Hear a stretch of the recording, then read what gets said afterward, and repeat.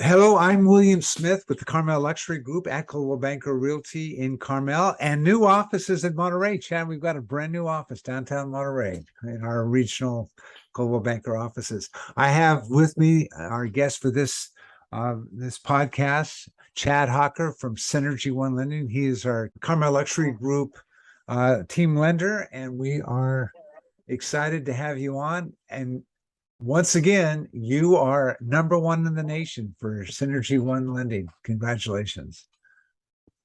Thanks, William. It's always fun to have these chats together. Good. Anyway, Um, with that, I would say that we do have uh, uh, lots of people saying that next spring, 3 quarters from now, we should have a very different complexion because some of these things will make a definition of whether we actually are in a recession, what unemployment really is. And that does work in favor of housing, except for obviously 2 out of the last 6 recessions, housing did have a decline. But in 4 of the last 6 recessions, housing had a significant increase between 3.5% and 6% appreciation those years. I think we're seeing that now. There's a lot of pent-up demand, and when interest rates drop, if they hit in the fives, I think we're going to see a lot of people clamoring to get those loans. Whereas when it hit the fives a few months ago, people were saying, "Well, wait a minute, that's pretty high," or I should say, a year ago when we first saw 5.5%. We had been at 3.5%, now 5.5%. But when we go back from 7.5% down to 5 or 5.5%, that's going to be a whirlwind, I think. yeah, I agree. I Uh, can't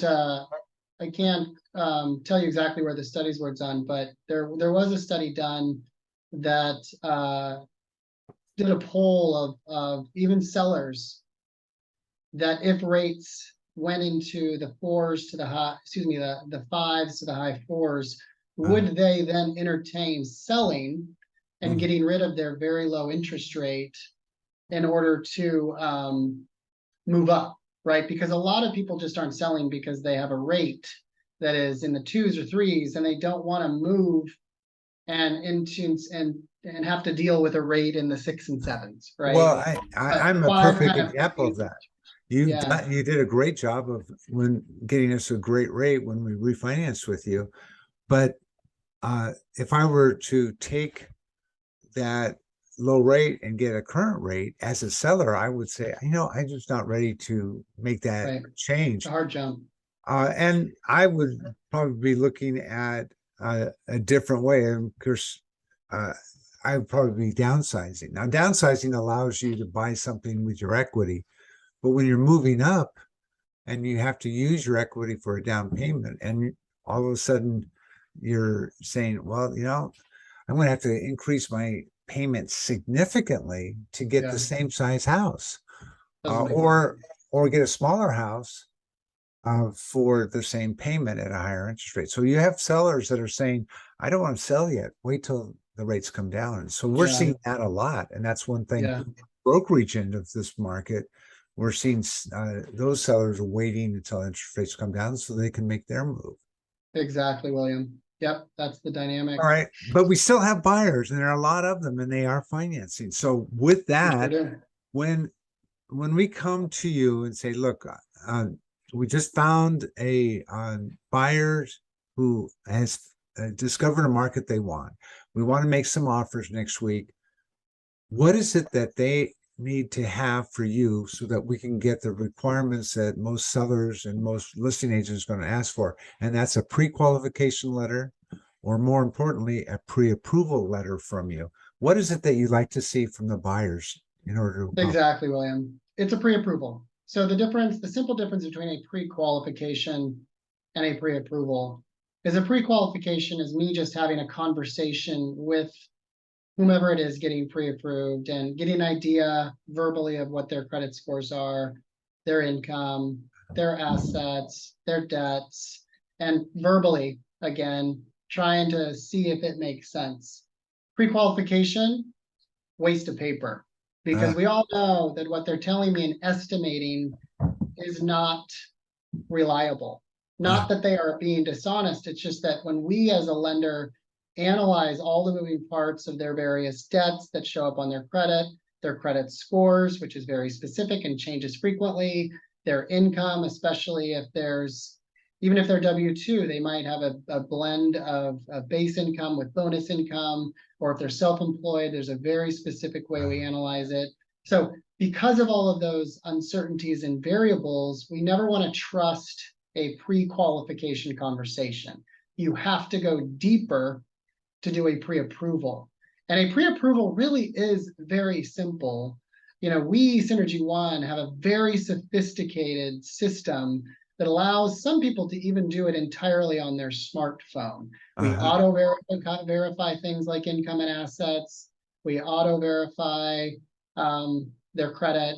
Like, we auto-verify a lot of this stuff. So really the documentation that needs to be provided can be very minimal, right? But by them going through that application, we do not run a hard credit. Even though a hard credit from a lender doesn't really hurt you, we still allow a soft credit pull. So there's should be no hesitation to going through this process. And having done this for over 20 years, when someone goes through that process, not only does it allow us to pre-approve and provide a letter to accompany an offer, much more importantly, it really gives the borrower, the client, confidence that they know exactly what all the important things will look like. What is the best way to structure the loan?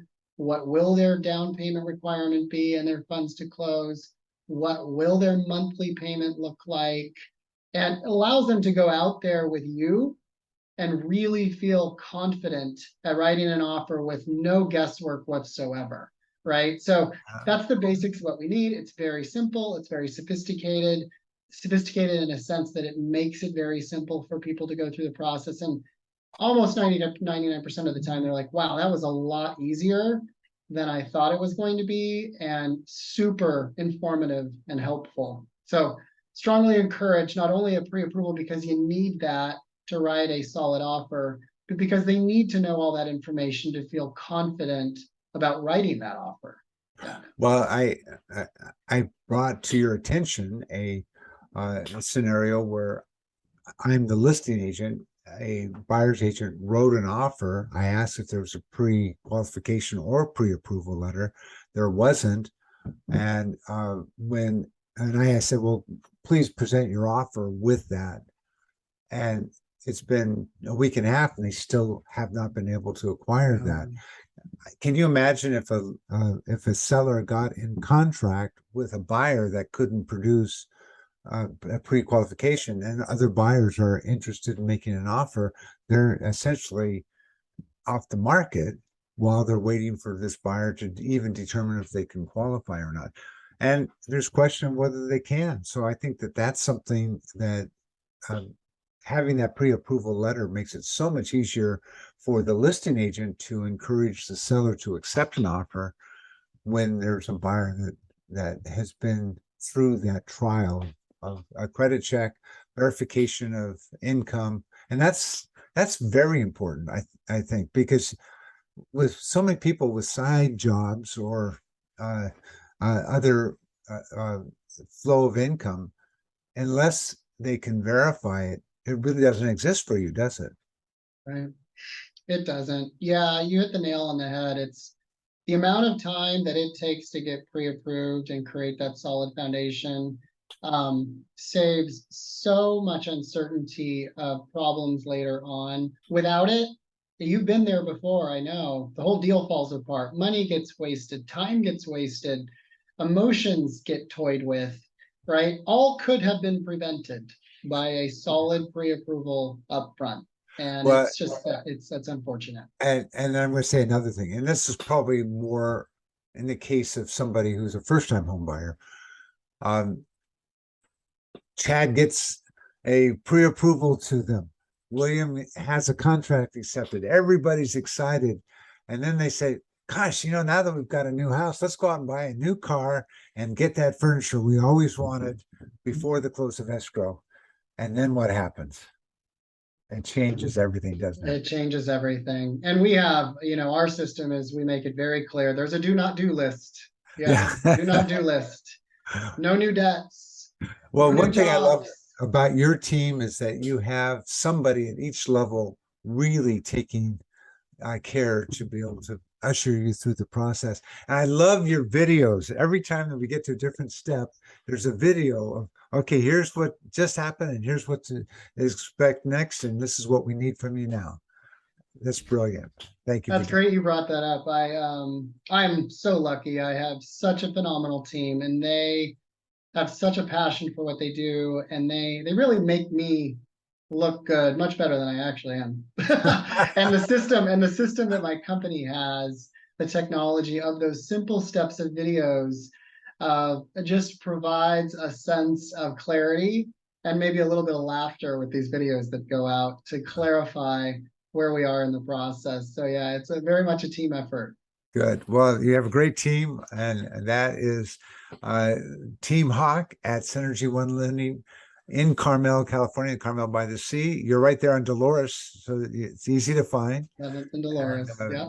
we'll make sure that we include your contact information in the information that we put out with this blog. And thank you, everybody, for joining us on our monthly blog with Chad Hawker. We get a lot of information every time that we talk to you. So, Chad, thank you very much.